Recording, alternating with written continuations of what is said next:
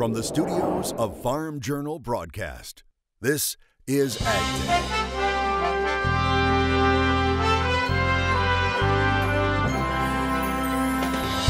Coming up on Ag Day, what an exciting and weird harvest it's been so far. See who and what has been showing up. And we're at World Dairy Expo in Madison, Wisconsin, where we are taking a deeper dive into the potential USMCA deal and what it could mean for U.S. dairy producers. And a big buy by Mexico soybeans, but where are those beans going? Ag Day, brought to you by the Chevy Silverado, the most dependable, longest-lasting full-size pickups on the road. Good morning, I'm Clinton Griffiths. Is the new NAFTA already having an impact on corn and soybean exports? Analysts looking at the latest export sales on corn, now on pace to be the best in a decade. And Reuters reporting last week's sale of soybeans to Mexico, marking the biggest one-day sale in recent memory. Sales of corn were reported at 1.4 million metric tons. That falls in at the higher end of the range for analysts' guesses, but still good news thanks to low prices and tightening supplies around the world. Now, top buyers of corn, Mexico, Canada, and Peru. The USDA announcing weekly sales of soybeans at 1.5 million metric tons, surpassing traders' expectations. The bulk of the buys made by Mexico, Germany, and Argentina. But what is Mexico doing with all those beans? USDA projects that Mexico during the 18-19 marketing year will import 4.75 million metric tons of soybeans. They've already booked close to 3 million metric tons. So they've already got about 60% of their business done just 4 or 5 weeks into the marketing year here. This leaves us with some questions. First off, are these beans only going to Mexico, or do they somehow end up somewhere else like China? That's one of the rumors or some of the chatter that's floating around. I think the more likely scenario is that Mexico is just kind of front loading their export program. You know, we've got cheap prices here in the U.S. in a time when we're oversupplied and we just don't have the demand. So I think Mexico is just taking advantage of a financial opportunity to lock up cheap soybeans with a lot of uncertainty ahead. We've still got major issues here in regard to soybean exports. Reaction continuing to pour in following the new trilateral trade agreement between Mexico, Canada, and the U.S. Republican Senator Chuck Grassley calling the USMCA agreement a big victory for dairy and also asking for patience. Well, now that it's a three-country agreement and we send more corn to Mexico than any other country, that would have been taken care of before we made the agreement with Canada. So let me concentrate on Canada. It's going to help wheat. They take very little American wheat. They take very little of our dairy products, poultry and eggs. And for those segments of American agriculture, it's an ideal agreement. But here's something. I hope you don't think that farmers want aid, they want markets. That's what we tell the president all the time. And now it seems to me that he's proven himself to some extent by renegotiating NAFTA. And so maybe we haven't been patient enough with the president. But he's got a big victory now by getting Canada on board. Betsy Gibbons spending time at World Dairy Expo in Madison, Wisconsin this week. She joins us with more reaction to the new NAFTA. I'm here now with Mike North of Commodity Risk Management Group, and we're here at World Dairy Expo in Madison, Wisconsin. Mike, I know you've been following this updated NAFTA deal, this USMCA deal. If this does go into effect, we are on a timeline. This is going to take a while. What are your thoughts on the timeline? Well, the timeline is important to understanding what it does to our market. And if you look at the biggest piece of the negotiation, it was Class 7 and its predecessor Class 6, which was a really sticky point that obviously impacted markets last year. It goes away only after the deal's been implemented 6 months. So the deal right now, the way it appears, is going to take roughly 6 months to be fully enacted. So by the time we look at the first big piece of this new arrangement, it's going to be roughly a year before we really see that go away. And so the timeline is critical as we talk about what will happen to price. Class 7 goes away in about a year. We have, after that, a gradual increase in access up to a point of 3.5% of their total industry. That'll take us about 5 years to scale into that. And so once we get to about year 6 is when we really fully realize the benefit of this. So you want producers to know this is not an immediate thing if this deal does happen. Yeah, and if you've watched markets in the last several days, you'll note that the markets have not jumped up and ran away either. They're all looking at this the same way, noting that this is going to take us quite a while to fully implement. All right, well, Mike, thank you so much. It's definitely something we'll be watching here over the next couple of months. We will keep you updated too at World Dairy Expo, and until then, I'm Betsy Gibbon reporting in Madison, Wisconsin. All right, thanks, Betsy. The National Pork Producers Council praising the USMCA, calling the pending congressional approval a, quote, key vote for its members. MPPC says they now have new zero tariff agreements with 3 of the pork industry's top 5 markets. However, MPPC is still urging the administration to remove tariffs on Mexican steel and aluminum imports so it will lift that 20% retaliatory tariff on U.S. pork. U.S. producers are searching for more certainty. The 4 main negotiators on the Farm Bill Conference Committee meeting Thursday for the first time since that 2014 bill expired. The group saying they plan to stop the finger pointing and work together to reach an agreement by the end of the year. Go check your fridge. A major beef processor is facing a big beef recall to the tune of 6.5 million pounds. The recall connected to 57 cases of salmonella illness reported across 16 states. The beef was produced at JBS USA Arizona plant, and USDA's Food Safety Inspection Service issued the recall. Now, the product was sold nationwide under brand names Walmart, Cedar River Farms Natural Beef, Showcase Walmart, and JBS Generic. They were packaged between July 26th and September 7th and have the USDA inspection mark EST 267. Mike Hoffman's checking on cotton harvest in Texas, and he has today's crop comments. Good morning, Mike. Good morning, Clinton. Check out this photo from Quentin Shield Night. Almost looks like winter with all that cotton out there. This was taken in Texas. Quentin says this irrigated cotton is making 3 3/4 to 4 bales per acre. The USDA says about 14% of cotton has been harvested, but usually this time of year, only about 5% has been picked. Now, taking a look at the wind speed forecast, you can see just a few spots this morning will be a little bit on the breezy side. Turning a little windier in the southwestern plains, parts of Nebraska as we head through the afternoon. Heading through tonight, then, things calm down again, except along that cold front from the Great Lakes into the south central plains, and that will pick up with some wind at times tomorrow, but mainly out west as we head through the afternoon hours. We'll have your forecast coming up, but first here are some hometown temps. Keeping track of the shifting market prices has never been so easy. Get the latest commodity prices sent directly to your cell phone with market updates. Just text MARKETS8 to 31313 to get started. All right, coming up, do we always call the crop better than expected? That's a good question. Our experts weigh in. They're next at the Agribusiness Desk. And strange sightings and even stranger stories coming out of this year's harvest. Camels, bears, we try to make sense of it all in this week's Farm Sense. Agribusiness, let's check market action from the floor of the CME in Chicago.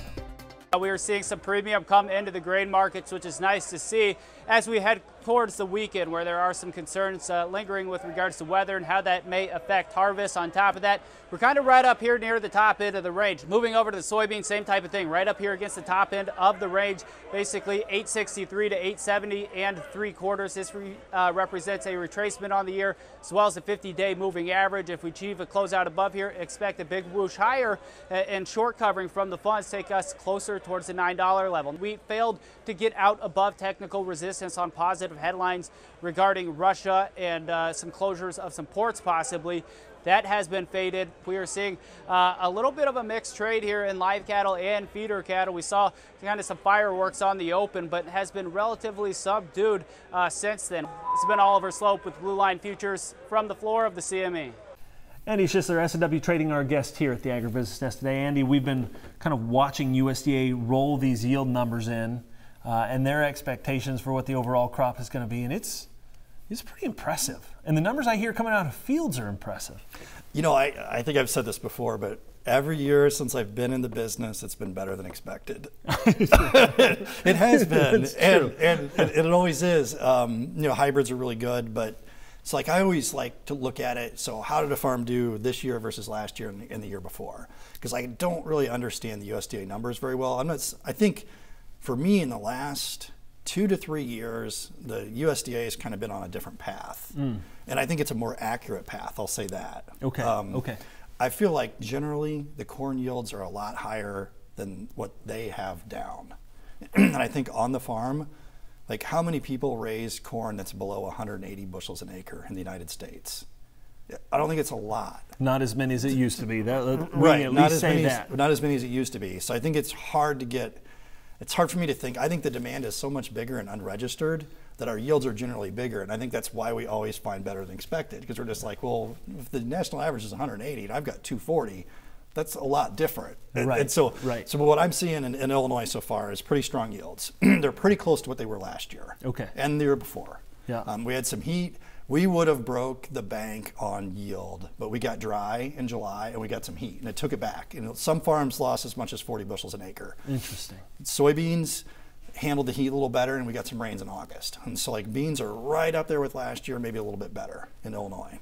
Iowa, we just haven't seen much. So southern Iowa is hitting some good numbers, similar to Illinois. But once we get into the central part of Iowa and then north, I think the yields are going to taper off in there. And we just got some regression models that suggest that the yields are going to be down in there. And the beans could be anywhere from 30 bushels to 60. I just don't know. It was really wet. It's hard to tell. Yeah, and so I think the corn yields, I cannot imagine any way possible we yield what we did last year and the year before in the northern third of Iowa. I just don't see it. So I think our corn number in October, I don't think it goes up much nationally. And I think the bean yield could go up a lot, but we've got a lot of that plugged in. So I think we're probably pretty close to where it would be. But the yield numbers are impressive, but again, like versus last year, not a lot bigger. Yeah, but better than expected. Yes, better than expected. Always. I appreciate it, Andy. We'll be back with more Ag Day in just a minute. For one-on-one marketing advice, call Andy Schisler with S&W Trading at 312-506-3888.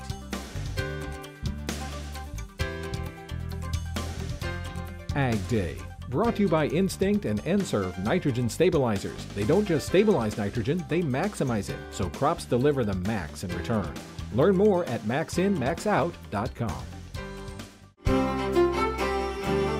Welcome back to Ag Day. Meteorologist Mike Hoffman here. Taking a look at the drought monitor. And Mike, boy, this has changed over the last month or two. Oh boy, Texas especially, like you were pointing out just before we were on air.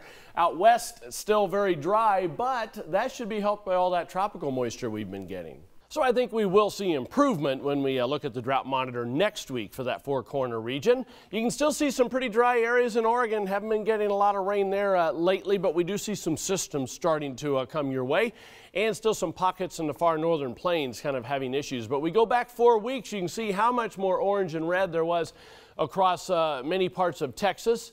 And it has been improving slowly. Every week we tend to get a little bit less. We still have some pockets there near Kansas City southwestward. Although I drove through that area last weekend and didn't notice it being overly dry, so it's probably just kind of compared to normal there. All right, let's check out the map as we head through the day today. You can see some snow across North Dakota, northern Minnesota. Head of this warm front, there will be some areas of rain showers, maybe thunder showers as the front brings the warm air right back in by later today. A little bit of rain now into northern portions of Minnesota, scattered showers back into parts of Colorado. But here's one of those systems I'm talking about, western Oregon, western Washington, finally getting some much needed rain in much of that area, at least for now. Obviously, we still need more systems to come in for you folks. As we head into the day tomorrow to start the weekend, scattered showers and thunderstorms from the Great Lakes back into Kansas and Oklahoma. Later on in the day, then, those will be scattered from the central Great Lakes down into north central Texas. Those rain showers and mountain snow showers coming through out west. Here's the precipitation estimate past 24 hours.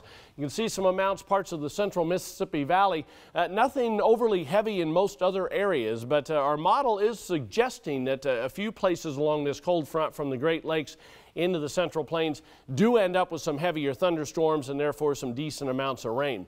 Checking out temperatures, big difference as we've seen for the last 7 days from north to south because of that front that's been meandering through the middle of the country. High of only 40 in Bismarck, but you get to Tulsa, St. Louis, 86 degrees.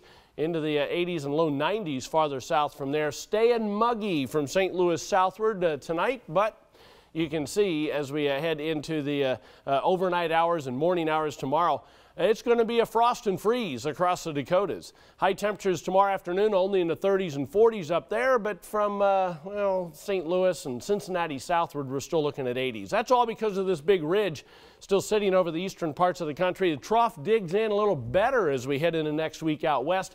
Then it looks like it starts to come eastward as we head through the rest of next week. That's a look across the country. Now let's take a look at some local forecasts. Heading to Pueblo, Colorado, first of all, lots of sunshine, beautiful, high around 80 degrees. Dubuque, Iowa, mild with a shower or thunderstorm in most areas, high 61. And Columbia, South Carolina, mostly sunny, hot and humid, the afternoon high around 93. Farmers know this, but it's hard to kill those pesky weeds, right? Well, check out this video on Twitter. That's a weed growing up through AstroTurf. Mike Hines shared the video. He shot it at an indoor batting cage in Kearney, Nebraska, saying, quote, "And you wonder why it's so hard to kill." We can all relate, Mike. Thank you so much for sharing. We'll talk about some of that and prepping fields for next season coming up in Farm Journal College TV. And later, the creepy and crazy days of harvest.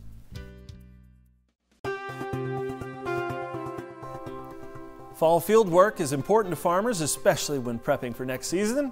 Our expert agronomists pick up the conversation from today's Farm Journal College TV. It's a tough spot for our no-till and strip-till guys to be, because we can't drill beans into this. We've got to get ourselves a seed bed to plant into. If I'm in conventional till, corn and soybeans, I'm probably going to do tillage here anyway. I would fix the problem. But in this case, we have to get this field leveled up so we can plant it for the soybeans. Soybeans don't always respond to tillage, but you just can't seed into something like that. So we're going to make every attempt that we can to get back in here this fall if possible, whenever it allows us to go ahead and fill these ruts in, and so we can get our soybean drill through here in the spring. We could even get the drill through it. Trying to fix these in the spring is still possible with soybeans. We were going to fight maybe more clod issues and some challenges of getting our tillage done in a timely fashion. But with soybeans, we got time in the spring. So this has to be done in the spring. It can be. And with soybeans, we got a little more forgiveness in the stand. So if we have and this row has a little hard time coming up, this row can compensate for it. So it isn't as critical in a soybean scenario, but we're going to have to take this out of no-till or out of strip-till and fix this problem.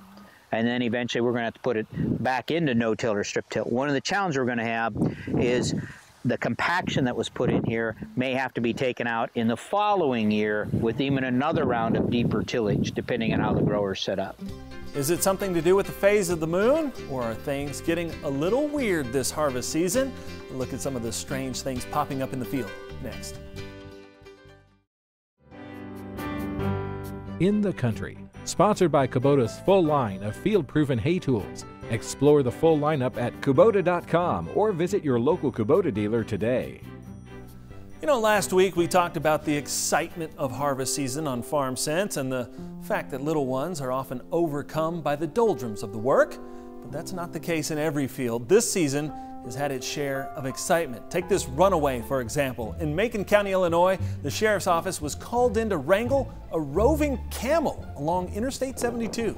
The half-hour chase of the 6-year-old female, tentatively named Sassy, covering multiple cut fields, ending after she wore smooth out. Now, Sassy isn't the only harvest runner. A farmer flying a drone a couple weeks ago caught sight of a fugitive hiding in a cornfield behind Sloan Implements dealership in Assumption, Illinois. The farmer cutting corn, helping to flush the runner from the field and across the road before being corralled by authorities. And speaking of flushed fugitives, take a look at this harvest time caper. The farmer here making one last pass, spooking not one, not two, but 4 bears from the field in northern Kitson County, Minnesota, on the border of North Dakota and Canada, eh? The "ooh, there's a bear there" experience is a pretty rare, according to Eric Lingard, who shared the footage, but says hey, it was pretty cool to see. You know what else you often don't see? A hot Massey Ferguson tractor stolen and racing down a Florida highway. The Washington County Sheriff's Office releasing dash cam footage of its deputy making the stop. Now, the 28-year-old man is pulled over and questioned. After the officer decides to arrest him, he rips loose and takes off running. The video ends with the deputy deploying his taser, which stops the thief mid-stride. Oh, ouch. He's facing felony charges and a serious headache. So this harvest season, I hope you find balance between comatose and forgettable and life-threatening danger. But if you do find excitement, be sure to get out your phone. That's all the time we have this morning. We're sure glad you tuned in. Spent part of your day with us. From all of us here at AgDay, I'm Clinton Griffiths. Have a great day.